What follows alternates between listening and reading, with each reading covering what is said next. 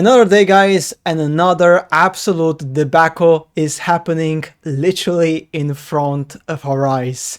This one is absolutely juicy because I'm gonna show you guys some crazy stuff about this new game, Aphelion, or I don't know how you want to say, I don't know exactly how you pronounce it, I guess you say Aphelion, right?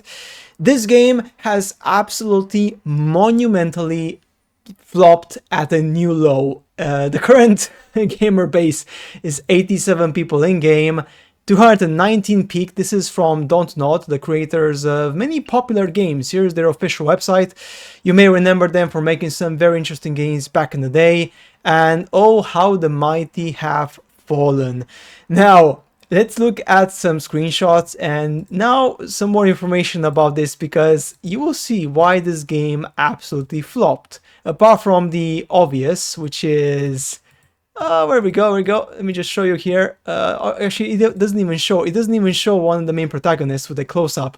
So the problem we have here, guys, is that one of the main protagonists from the close-up is this. Like, absolutely shocking.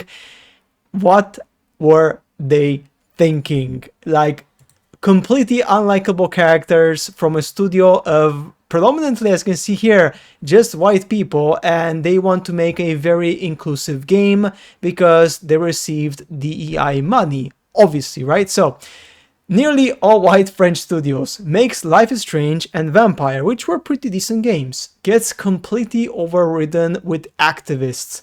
Millions spent on new game Aphelion, manages to create the most unattractive protagonist imaginable, game peaks at 219 players on Steam. Surely this is some government DEI money laundering scheme, because how is this any of this sustainable? And that's my question. This is beyond madness. I mean, look at this, man. Like, middle-aged girl boss, unattractive female character, like, who wants to play with this? And by the way, IGN America has released, I think they gave the game a 9, I think, out of 10, and IGN Europe a 7 or something, so yeah.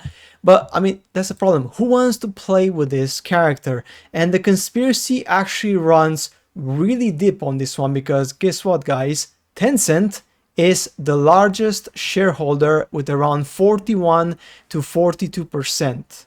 What does that tell you? Tencent is a Chinese conglomerate.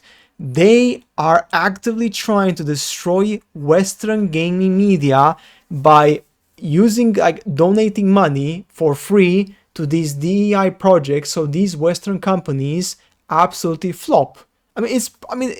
At this point, this is not a conspiracy anymore. This is actually what's happening.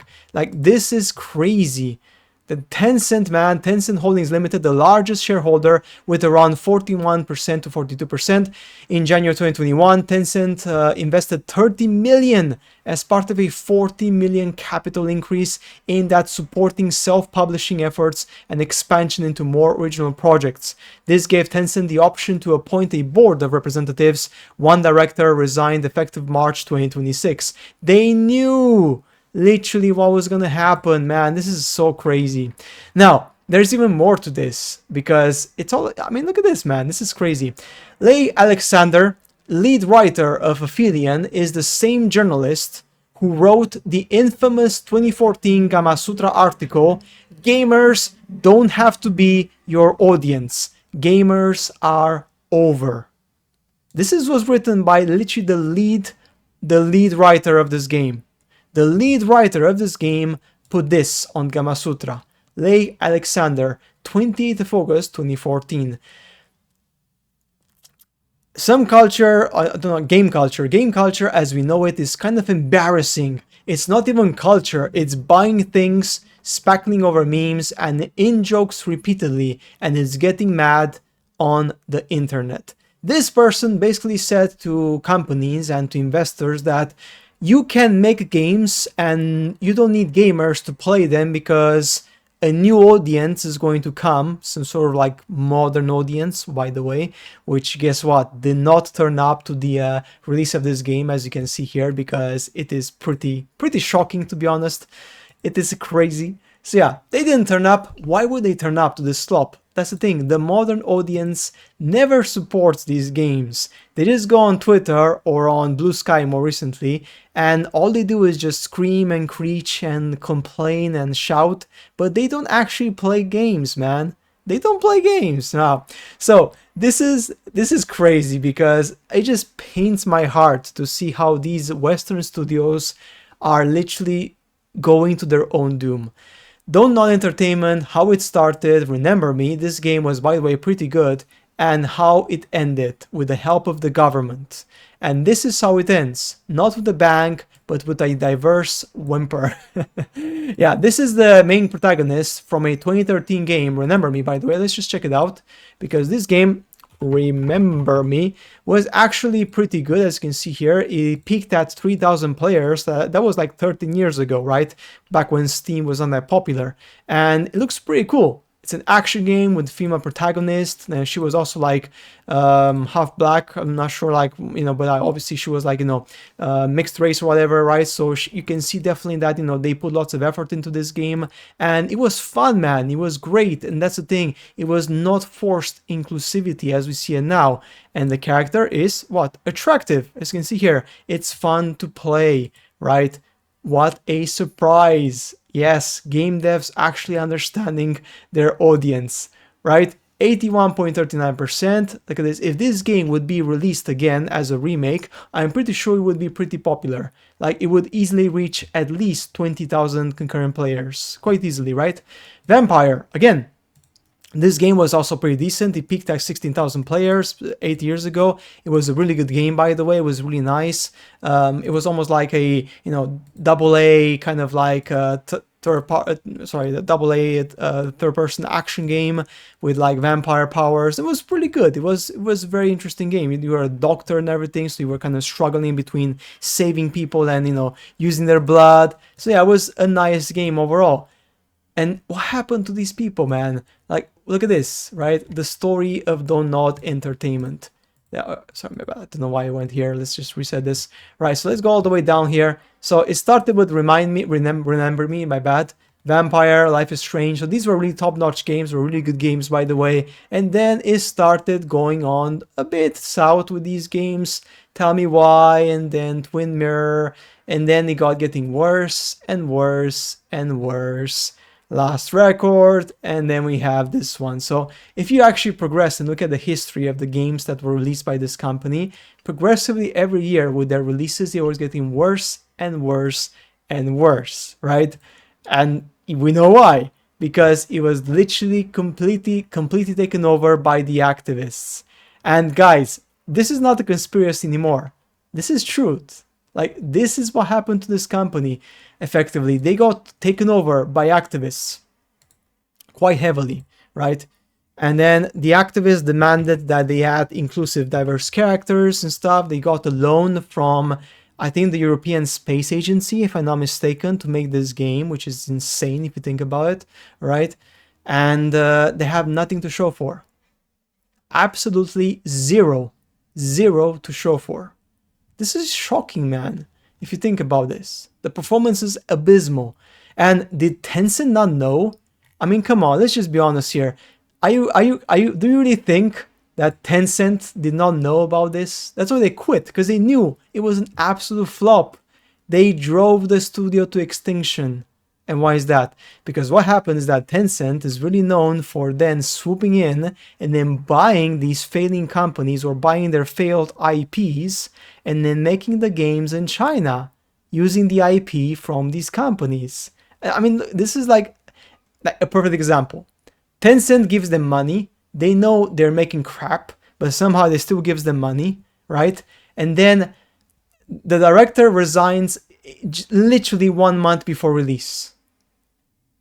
I mean, come on, man. I mean, come on. Like, this is ridiculous. Absolutely ridiculous, right? They really believe that's a coincidence or something?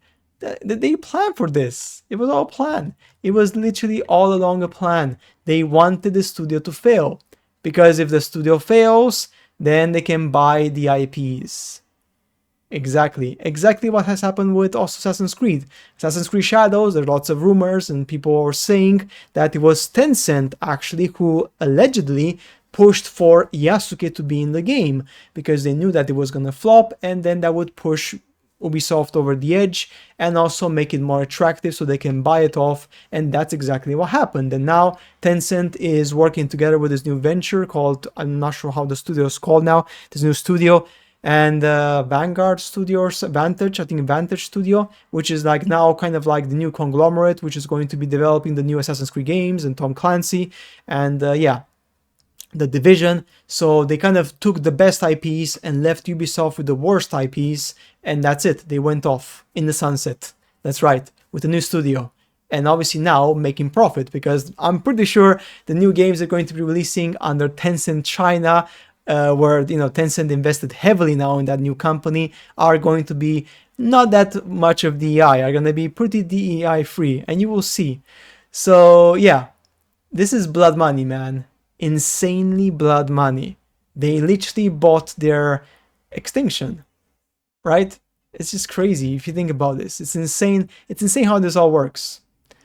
I just don't understand, man. But yeah, at the end of the day, that's the problem, right? New game from Life is Strange developers, Aphelion. Do you think it will sell billions? Yeah. This game is gonna sell absolute billions, man. Crazy.